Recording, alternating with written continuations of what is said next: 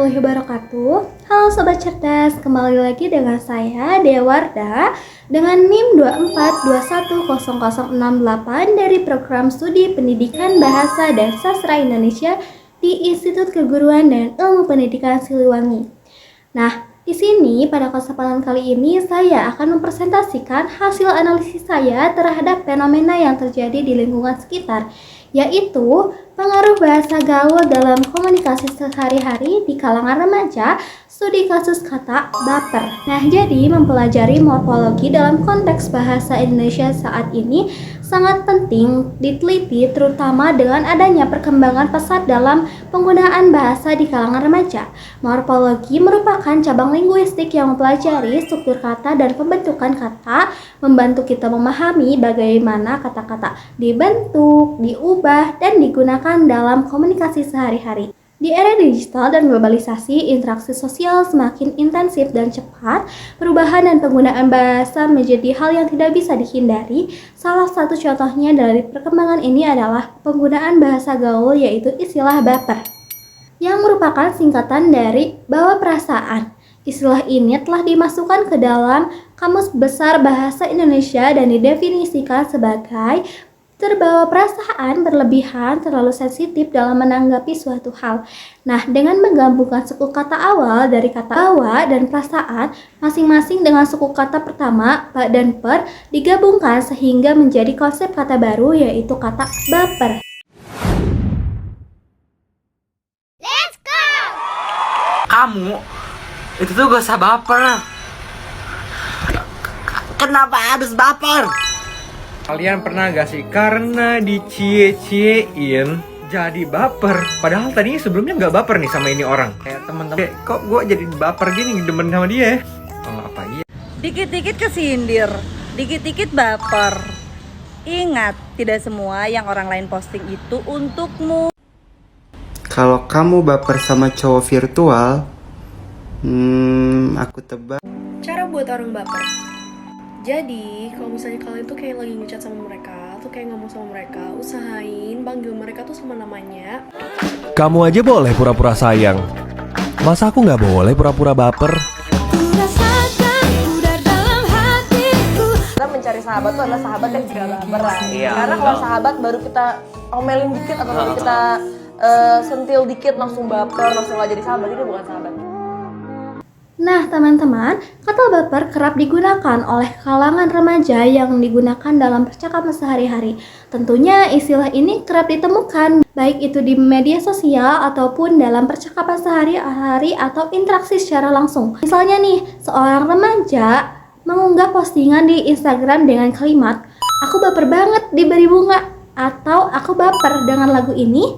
Dan contohnya dalam kehidupan sehari-hari, misalnya, "Aku suka baper kalau misalkan aku dipuji." Nah, hal ini tuh menunjukkan bagaimana kata baper digunakan dalam mengungkapkan perasaan yang mudah sensitif dan mudah tersentuh. Nah, penggunaan istilah baper ini dapat menciptakan rasa keakraban antara teman sebaya.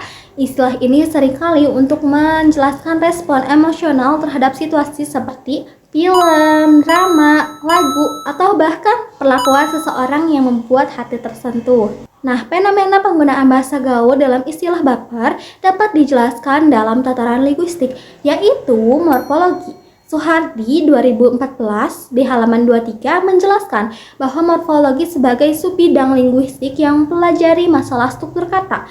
Dalam segi morfologi, kata baper merupakan contoh dari proses pemendekan kata atau yang biasa disebut singkatan yang umumnya terjadi dalam bahasa gaul. Suatu bentuk kata dengan status kata dapat menghasilkan singkatan, yaitu suatu jenis proses morfologis yang menampilkan pemenggalan dari satu atau lebih bagian leksen. Proses pembentukan kata dari unsur dasar lainnya dikenal dengan proses morfologis. Nah, jika muncul dalam bahasa gaul, itu merupakan pemendekan kata dan penghapusan fonem. Beberapa kejadian linguistik yang digunakan untuk membentuk kata-kata konteks tertentu untuk menambah atau menghapus fonem. Proses ini menciptakan istilah-istilah baru yang mempermudah saat diucapkan dan lebih cepat ditangkap oleh pendengar, terutama pada remaja atau generasi muda. Nah, dapat disimpulkan secara keseluruhan penggunaan bahasa gaul seperti baper ini memiliki dampak positif dan dampak negatif terhadap morfologi bahasa Indonesia. Dampak positifnya apa tuh? Nah, jadi dampak positif dari bahasa gaul ini membantu membangun identitas sosial dan menciptakan ikatan di antara kelompok sebaya. Ini memberikan rasa kebersamaan yang kuat. Kemudahan berkomunikasi yaitu memungkinkan komunikasi yang lebih santai, lebih akrab, dan interaksi sosial yang lebih lancar di kalangan remaja. Bahasa gaul juga dapat memberikan ruang bagi remaja untuk mengekspresikan diri dalam cara yang kreatif dan unik. Dengan perkembangan media sosial, seiring perkembangan teknologi, semakin banyak kosakata gaul yang terbentuk dari hasil pemikiran masyarakat dan memperkaya kosakata yang dimiliki bangsa Indonesia. Namun, bahasa gaul juga memiliki dampak negatif, yaitu menimbulkan kesalahpahaman di antara beberapa orang yang memiliki penafsiran yang berbeda dalam suatu kata. Apalagi bila orang tersebut cenderung tidak mengikuti perkembangan bahasa gaul di masyarakat.